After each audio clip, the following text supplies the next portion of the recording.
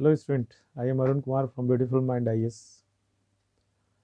Uh, this year psychology optional के paper में एक क्वेश्चन आया था artificial intelligence that what is the role of artificial intelligence in psychology और एक दूसरा पार्ट था कि how it can be applied as a intervention in identifying different psychological disorders.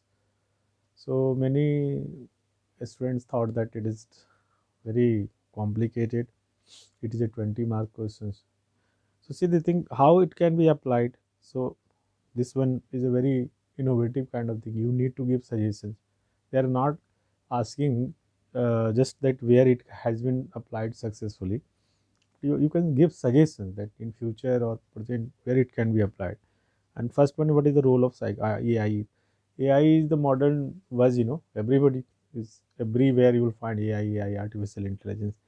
So rather to define and elaborate what is artificial intelligence, focus would be on role of artificial intelligence in psychology. As you know, the psychology is behavioral science, and four goals of psychology is description, explanation, prediction, and control.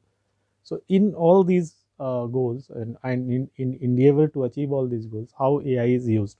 For example, I am a buyer, as a person, I am a consumer also. So what kind of uh, products I am interested in, what are my, purchasing power, how I spend my money, in which part of the month these kind of things, uh, the way I search the things on Google or different search engines, these things are recorded, and the data is analyzed by a software that has algorithm, uh, and that algorithm has been developed to analyze this human responses and behavior. See this thing, what is that algorithm? Google ने बहुत use किया है, Microsoft, Facebook, आप देखिए हर जगह.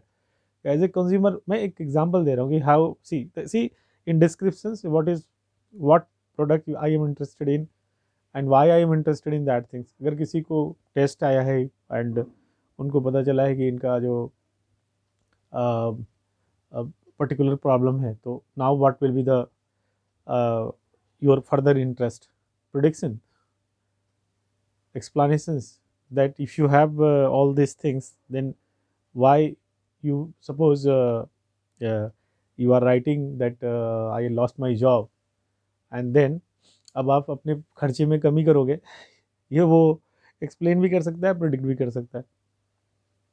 And finally applications area जो wider है हर एक, कि हम आर्टिफिशियल इंटेलिजेंस यानी एक्चुअली आप आर्टिफिशियल इंटेलिजेंस को क्या मानते हैं? Intelligence own by machine. And what is that intelligence? ability to analyze the data, ability to comprehend, ability to reason, ability to judge. All these things are the traditionally supposed with the properties of human mind, but now we have programmed machines to show this kind of capability. So हमने मशीनों को जो intelligent बनाया है ना, वो programme intelligence है. Programme intelligence ही artificial intelligence है. और आर्टिफिशियल इंटेलिजेंस का ऑटोमेशन में जहाँ भी आप देखते हैं कि जैसे आप कुछ गूगल पे ही सर्च कर रहे हैं, या तो उसको आपको जो फर्दर सजेशन दे रहा है वो, या प्रोसेस करके जो भी चीज़ आपको सजेस्ट कर रहा है, वो आर्टिफिशियल इंटेलिजेंस है ना. आज तो आप देख रहे हैं कि टैरो क्या बोलते हैं उसे, हमें मुझे थोड़ा कम जानकारी है इसके बारे में, कि जैसे एस्ट्रो का टेलर या कुछ कहते हैं कि भविष्य बता रहे हैं आपसे कुछ क्वेश्चंस पूछ के. ये सब सब एल्गोरिदम का कमाल है. अब सवाल है कि ये इतना कितना ये सफल हो सकता है. आपको मैं एक एग्जांपल देता हूँ. चाइना में अभी बहुत हज़ारों जो सिविल केसेस हैं, उसको आर्टिफिशियल इंटेलिजेंस के थ्रू निपटारा किया, उसको डिस्पोज किया है. अदरवाइज पेंडिंग केसेस बहुत थे उसके केस. क्रिमिनल केसेस की बात नहीं कर रहा हूँ, सिविल केसेस में जहाँ पे लॉ बिल्कुल क्लियर है, और जैसे ट्रैफिक लॉ वॉलेशन है, दिस है सब. और आज आर्टिफिशियल इंटेलिजेंस का यूज़ दिल्ली पुलिस भी कर रही है. देखिए आप, आपका चालान ऑनलाइन आ रहा है और आप ऑनलाइन पे कर रहे हो.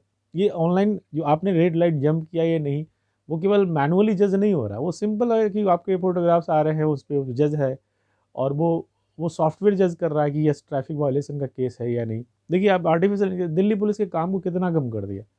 आर्टिफिशियल इंटेलिजेंस का कमाल है कि आपने देखा कि वो रोड पर जो कैमरा आपने लगाया कि वो स्पीड कितना है, वायलेशन कर रहे हैं कि नहीं। आप इन सब एग्जांपल्स को देख कर आप समझ सकते हो कि क्या इसको लिखना उतना डिफिकल्ट है। तो ये use of artificial intelligence in psychology हो गया। दूसरा, आप कई एग्जांपल्स ले सकते हैं, आपको इसको बताना है व्हाट इज़ द रोल, तो रोल पे फोकस करिए, ना कि जस्ट डेफिनेशन पे। कई लोग इस पे कर रहे हैं और कई लोग तो 20 नंबर में क्या लिखूंगा। आपको समझ में आना चाहिए कि चक्कली आपने केवल रट लिया अगर कि व्हाट इज़ आर्टिफिशियल इंटेलिजेंस, तब तो आप नहीं लिख पाओगे। एनीवे, दूसरा है कि how it can be applied in intervention in identifying different psychological disorder. अब साइकोलॉजिकल डिसऑर्डर्स तो बहुत तरीके के, इमोशनल डिसऑर्डर्स हैं, साइकोटिक डिसऑर्डर्स हैं। एटलीस्ट प्रिलिमिनरी स्क्रीनिंग से लेकर आज एपीए जो है, देखिए कि अमेरिकन साइकोलॉजिकल एसोसिएशन के भी जो जितने भी आप करते क्या है, आप एमएमपीआई को ही ले लो और कुछ भी लो, एक डॉक्टर या साइकेट्रिस्ट आपके साथ करता क्या, डायग्नोसिस के लेवल पे वो क्लिनिकल ऑब्जर्वेशन भी करता है और प्लस कुछ टेस्ट भी देता है। तो टेस्ट का रिस्पॉन्स एनालिसिस जो मैनुअली करता है उसमें ज़्यादा एरर है। लेकिन अगर टेस्ट का, जैसे टेस्ट में आप क्या देंगे, टेस्ट में एक तो आगे देंगे सेल्फ रिपोर्ट टेक्निक, जैसे एमएमपीआई है ना, या बहुत सारे। अब ये रोसंग का एनालिसिस तो नहीं कर सकता, ये नहीं, प्रोजेक्टिव टेस्ट का एनालिसिस तो अभी हमारे पास ऐसे सॉफ्टवेयर नहीं है जो एआई। लेकिन इन सब चीज़ों का रिस्पॉन्स पैटर्न है, जैसे फेशियल एक्सप्रेशन की रीडिंग है। आज आपने देखा कि फेशियल एक्सप्रेशन का रीडिंग में बहुत सारे डेवलपमेंट हुए हैं, है ना। तो वो जो किस तरह का डिस्ट्रेस है, कुछ बेसिक इमोशंस है जो हम भी पहचान लेते हैं और उसके एल्गोरिदम भी हमने डेवलप कर लिया है। तो डिस्ट्रेसिंग इमोशंस जो है वो अगर आपने रीड किया उसको हम मैच कर सकते हैं अपने उससे। इससे पूछा गया कि how it can be applied, तो आपको ये नहीं पूछा कि कहाँ अप्लाई हो गया, आपको स्कोप के बारे में बात करना है। तो देखिए आप एमएमपीआई के जो, जैसे आपने मैनुअल दिया, तो इसके डेटा आपने जो उसकी एनालिसिस तो आप आसाम से कर सकते हैं कि if this is the pattern of the response, whether this person is suffering from OCD और क्लिनिकल डिप्रेशन और सिजोफ्रेनिया और पैरानोया, वट एवर। तो ये बिहेवियरल एनालिसिस, जो रिस्पॉन्स एनालिसिस उसको करने में, एबनॉर्मल चीज़ों को चाहे वो नॉर्मल हो उसको एनालाइज करने में काफ़ी हेल्प कर सकते। लेकिन ओवरऑल जजमेंट जो मेंटल, चूँकि वैल्यू जजमेंट है, तो हम बिहेवियरल लेवल पे इसको काफ़ी सटीक तरीके से और प्रिसीजन के साथ कर सकते हैं। लेकिन ओवरऑल जो क्या किसी किसी चीज़ का क्या है, मतलब वो डिसऑर्डर है या नहीं, वो चूँकि वो डेफिनेशन में ही इशू है। कई बार हम उसको मान के चलते हैं कि ये बहुत ही सब्जेक्टिव है, वेग है। तो चूँकि मल्टीपल क्राइटेरिया यूज़ करते हैं तो एक रुझान सा तो ये बता सकता है, लेकिन ओवरऑल जजमेंट तो अभी भी मैनुअली ही करना होगा और एक्सपीरियंस के आधार पर ही करना होगा। क्योंकि जस्ट कि ऑर्डिनरी सैडनेस और इसमें ये डिस्टिंग्विश कर सकता है, लेकिन उसकी सैडनेस की सीवियरिटी कितनी है, डिप्रेशन की सीवियरिटी कितनी है और उसका पर्सनल मैनिफेस्टेशन क्या है, जनरल चीज़ों को ये कर सकता है। तो जनरली जो इनको का मेडिकल हेल्प की ज़रूरत है कि नहीं, ये कर सकता है। लेकिन पर्सनल के लेवल पे जो इंडिविजुअल डिफरेंसेस होते हैं रिस्पॉन्स में साइकोलॉजिकल डिसऑर्डर्स के, उसको ये हम, चूँकि हम उसकी एल्गोरिदम ही डिस्कस नहीं डेवलप नहीं कर पाएंगे, तो वो कैसे कर सकते। तो चाहे वो बहुत सारे ऑनलाइन जो टेस्ट है उनकी बात नहीं कर रहा हूँ जो इंटरनेट पे दिए होते हैं, वो नहीं, मैं जो एपीए अप्रूव्ड है, कि अभी तक जो हम मैनुअली दे देते हम, लेकिन उसका सुपरविजन भी किसी एक्सपीरियंस साइकेट्रिस्ट या साइकोलॉजिस्ट ही कर सकता है, ये आप ध्यान रखिए।